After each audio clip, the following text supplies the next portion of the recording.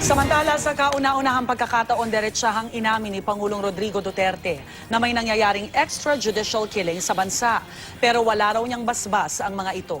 Mula sa Brunei, may live report si Cedric Castillo. Cedric.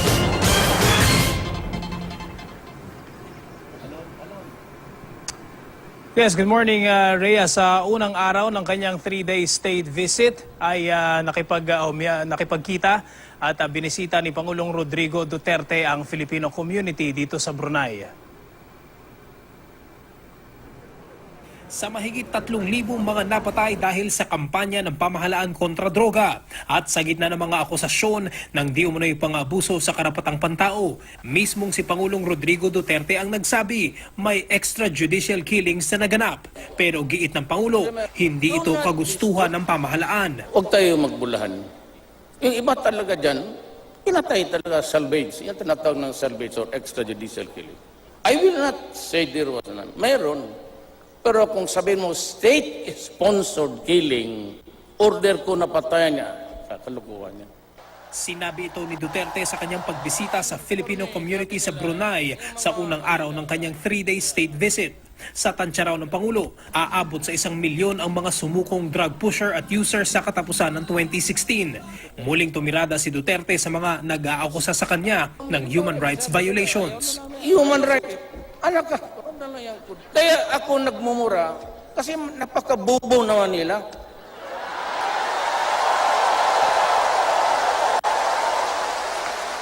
Hindi ako galit sa kanila. What I'm trying to say, I am totally exasperated, that's the word, na hindi nila alam ang batas, that it is not a crime even for a civilian Filipino walking the streets to say, I hate the criminals, I hope they would die, I will kill them if I catch them. Nagpadala na ng formal na imbitasyon ang pamahalaan sa United Nations Special Rapporteur para imbestigahan si Duterte sa di umano'y extrajudicial killings. Nakahanda raw ang Pangulo, anuman ang kanyang kapalaran. Sinabi ko na nga I am willing to rot in jail for the Filipino. If God wants me to be there only 2 years, He will find the reason to oust me. Kung gusto ninyo, may galit kayo, gusto ninyong sigawan, sigawan ninyo ang Diyos. Kasi ang Diyos naglagay sa akin dito. Mahigit 23,000 Pilipino ang nagtatrabaho sa Brunei sa loob ng Hassanal Bolkiah Sports Complex. Nagtipon ang Filipino community para makita ang Pangulo. Dito sa Brunei, Darussalam, dapat ang kauna-unahang official visit ni Pangulong Rodrigo Duterte sa labas ng bansa, pero ipinagpaliban ito matapos ang pagpapasabog sa Davao City noong September 2. Nalulungkot po. Na-cancel po? Opo. Bakit po? Siyempre po, excited na kami tapos hindi siya nakarating dito. Pero bumalik kayo ngayon dito? Oo. Kasi gusto namin siyang makikita. Kung kaya niyang gawin para makauwi kami bilang isang OFW dito, sana pagbigyan niya ng pansin. Pagkatapos sa Brunei ay didiretso ang Pangulo sa Beijing para ayusin ang nagkalamat na relasyon ng Pilipinas at China. I am not picking a quarrel with anybody. I just wanted to be friends with all. Then America maybe will understand it.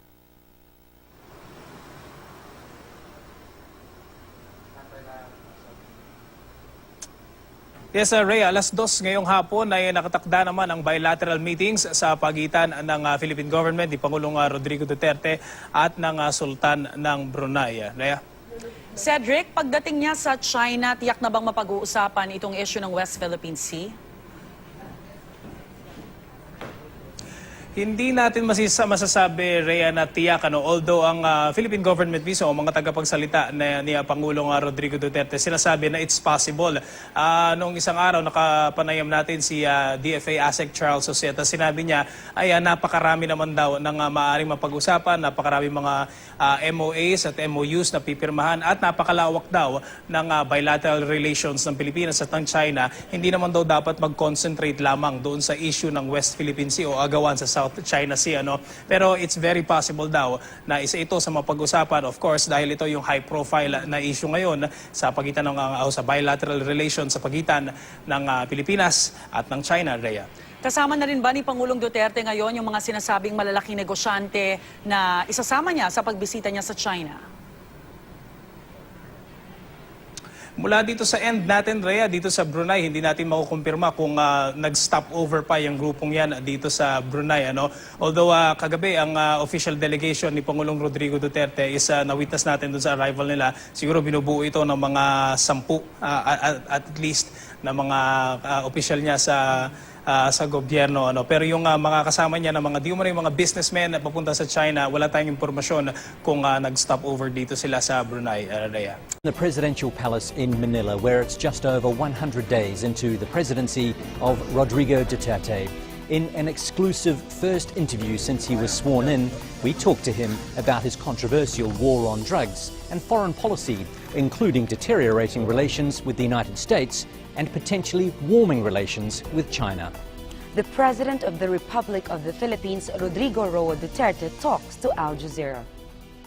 Mr. President, thank you for talking to Al Jazeera. It's been a tumultuous start of the presidency for you, full of controversy, particularly about the war on drugs. But first, let's start with your background.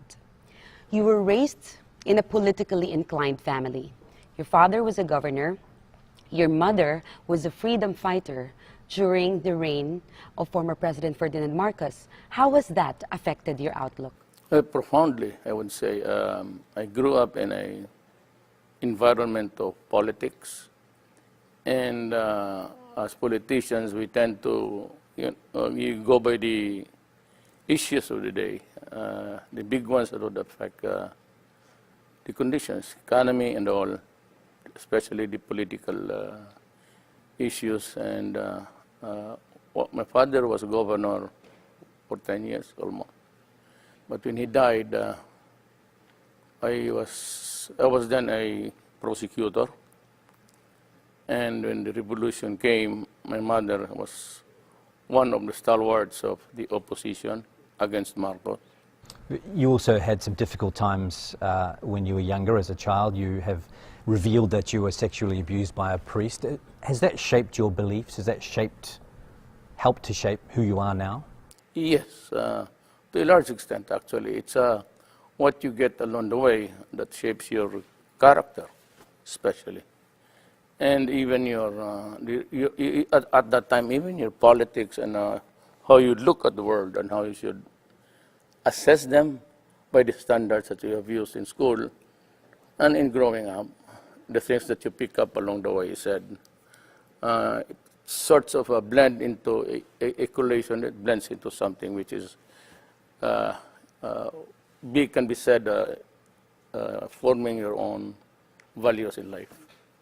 Let's talk about the war on drugs now. 3,500 people have been killed so far. It seems like the whole world is talking about it at the moment. The Philippines seems to have so many problems. So why launch what is a brutal war on drugs?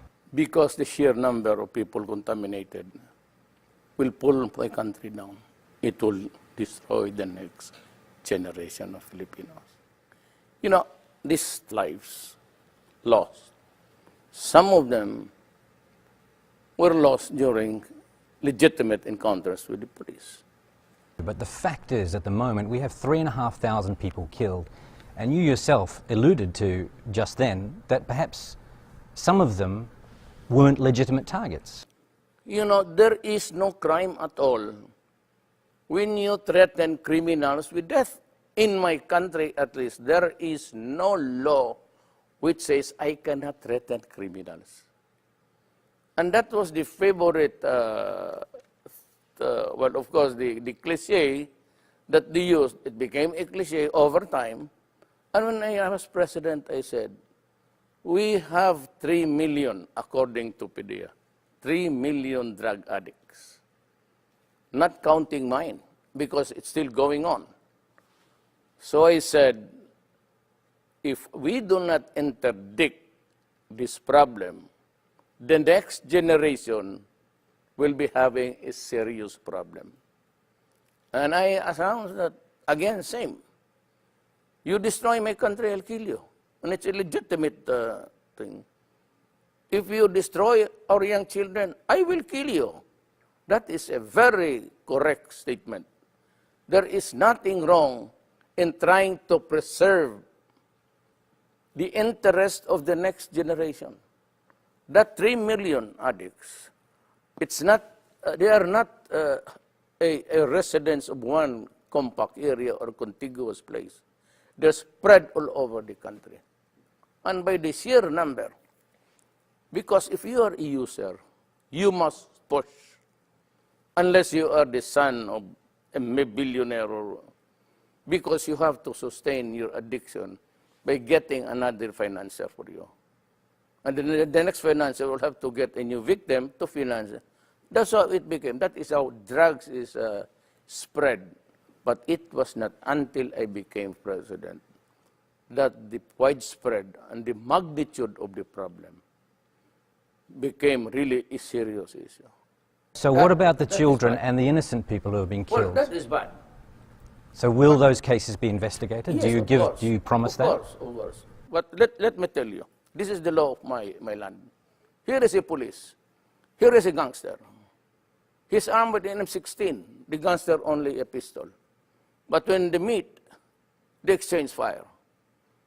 With the police with an M16, it's one burst, and hits 1,000 people there, and they die. There's no criminal liability. It could not be negligence because you have to save your life. It could not be recklessness because you have to defend yourself. Just like when the United States and the rest of the country, when you bomb a village, you intend to kill the militants, but you kill in the process the children there. It's only how it is explained. And we are, people judge best when they condemn. So they would always place you in a bad light. But the situation does not call for that. And that explains the reason why, until now, I have yet to hear an apology for those who have in Vietnam, in Afghanistan. Never mind about the militants. Kill them. But then, in the process, 2 families, hospital, it is collateral damage. Then why is it is a collateral damage to the West, and to us, it is murder? You went to law school. Yes. You worked hard to be part of the legal system. You are a lawyer by profession. Correct. And you were a prosecutor for many years. Yes. Do you still believe in the country's judicial system? Like now, I should believe in the system because I will guarantee this time that the law is break. There are judges here in Manila, more than 1,000 cases, no conviction at all of a drug case. That is where money flows, maybe savagery, threatening people on both sides. That is how it is played here. That's why we have this miserable thing about the drug problem now. But do you agree, do you acknowledge that you have encouraged vigilante killings? No, I said I will kill you. If I encourage, fine. Yes, but the point is that people can get away with murder right now. And you know that some of the killings are not legitimate. Well, So do you think that there might be cases of people settling old scores out there and disguising them as the war on drugs? I do not play with conjectures. I do not make assumptions. I just say what I should be saying as a president and as a mayor. Now, if the criminals there are killed by the thousands, that's not my problem. My problem is how to take care of the law-abiding, God-fearing young persons of this republic because they have our resources. Strictly speaking, you cannot find any redeeming factor in being, the criminals there. They're there for what? They're there for just like the cartel in Mexico. If you have read Ian Grillo, this is how the cookie crumbles. Exactly. So when I will kill you because I'm the mayor, I'm the president. Now, if vigilante would take over, but, I cannot control it. I cannot be God and control everything. Okay, You just kill these guys, or you wait for the courts to do that. Well, you can encourage good policing and you can encourage justice Yes. and trust in the judicial system. Correct.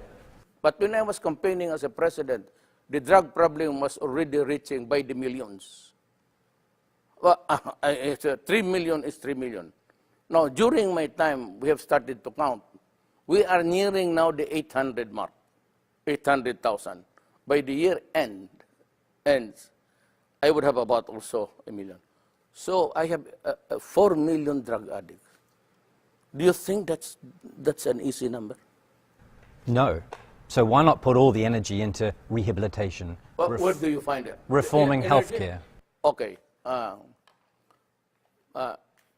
we cut this for a while? I'll just have to. Pakihanap yung newspaper kahapon. He wants to show you the newspaper. Oh, sure, no problem. So you were saying about this facility, sir. What is this about? This is a rehab facility built by somebody. This is what they cried at. You know, Duterte, he should have built rehab houses instead of killing the criminals, the drug lords. You know, this would cost millions. I entered the presidency of the Republic of the Philippines midterm. There is nothing at all left in that budget for this year, which was prepared by my predecessor, which was also prepared the other year to be implemented this year. The implementation does not contain any money. Because nobody, until I became president of this country, nobody realized how widespread, how dimensional it was for us. Sir, in the past, during the campaign and weeks into your presidency, you have repeatedly said that you have no regard for human rights. But human rights is actually part of the Constitution. And as head of state, it is also your duty to uphold the Constitution. How does that connect? I would rather intimidate and strike fear in the hearts of the criminals, just like what happened in Davao. When finally you can walk about in the streets at night, and you can eat anywhere at any time, and nobody would bother you. It's happening in Davao. Davao City is in the midst of Mindanao, a troubled land. But I can assure you, as plenty of people have been there, it's a destination for conventions and conferences international. It's always selected, so it's booming. It is a little bit rich than the others. Why?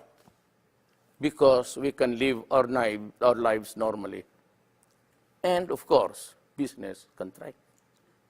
So that when I said, I do not care about what the human rights guys say. I have a duty to preserve the generation.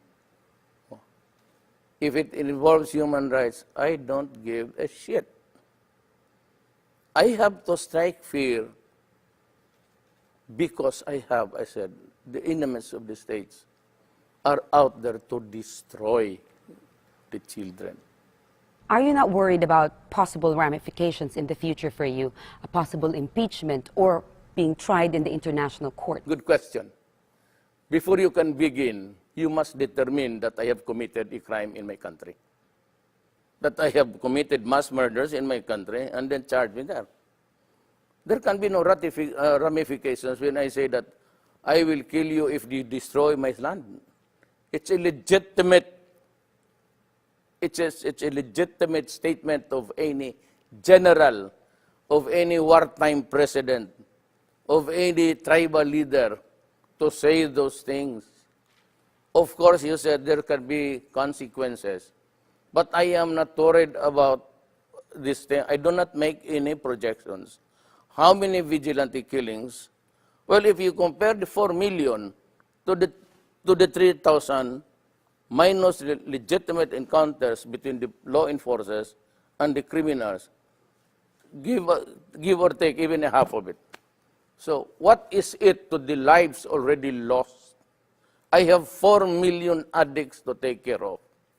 And I have been criticized, I would say, Well, why don't just, Duterte build rehab centers and just place them there? Why not? Why do you have to kill them? Look, I am a midterm president in the sense that I entered this year the presidency, only this year. The budget for this year was prepared by my predecessor, So Aquino. And it binds me because it would last until December. Nowhere in this budget provides enough money to build even 2 buildings of rehab structures. It's all what is left of my government now after the election is just enough for the MOE, maintenance and all. So you're saying, sir, No capital outlays. the budget of President Aquino for this year, the last 6 months, does not include any rehabilitation? Because the problem was there, but there was nobody minding the store. I was the only mayor brave enough to say those things. So my city, got the benefits of a peaceful place where you can live, where you can eat, work safely. But the others, we did not know. But they allowed so many administrations to flourish. And it was not until I became president that we realized that there were already, according to at the time to General Santiago of the PDEA, Philippine Drug Enforcement Agency, that there are already 3 million addicts. So never mind my counting because I'm still counting up to the end of the year. Are you in favor of medicinal marijuana? Yes, but that is a very long process. It has to be something like being officially certified by the Food and Drugs of the Philippines, and it must have this qualifying, activity where it's being used to find out if it's really medicinal or if it can do something good for the body. But you'd consider it? You'd consider it, the legalization of it, for example? I'm not the authority for that. It's the Food and Drug Administration which says that it's good. Okay. If it is certified by the government that it's good, fine, no problem. I don't think anyone could deny, doesn't matter how controversial it is, that you've delivered on your election campaign promise to crack down on drugs. One thing you haven't delivered on yet is your promise to ride a jet ski out to the disputed territory in the South China Sea and plant the Philippine flag on there. Now, many people, many voters, I assume, took that as a sign that you were going to be tough on China in that disputed territory in the South China Sea or the West Philippine Sea, but you haven't been. Why? Do you really think that I would go there riding? I don't even own a jet. No, I don't. But people perceived that as a sign that you were going to get tough with China. It was a hyperbole. Literally, you cannot expect to ride. I don't even know how to swim. And if it overturns, then you lose a president along the way. So why did you say that then? What were you referring to? Hyperbole. To stress a point that we will not give up anything there. But your statements recently tend to indicate that you are willing to give up some territory there. No, it does not. Nobody's going to give up the judgment that it's in our favor. I cannot give it up. Nobody can give it up. Nobody in the Constitution allows anybody to give it up. Even the president cannot give it up. Those are our entitlements. This is an island. Every country in this world is given its own fish pond. That's your fish pond where you get the fish, the shells, and everything. You cannot give it up. You can only negotiate to prevent war. Remember that okay, I'll push your logic to this logical conclusion. We have this judgment, right? 2 things. I can go into a rage because it's being occupied, but remember, it is not a sovereignty that is there. It's the entitlement attached to it is the sovereignty. Okay? The other is to go into a rage and fight, and the other is to talk. What do you think will happen to my country if I choose to go to war? a fight alone? Or I would call upon the other countries to help me? Who? Who would die for my country except us? So we can only talk. And that's why they invited me for talks. I will go. But I will go with this paper.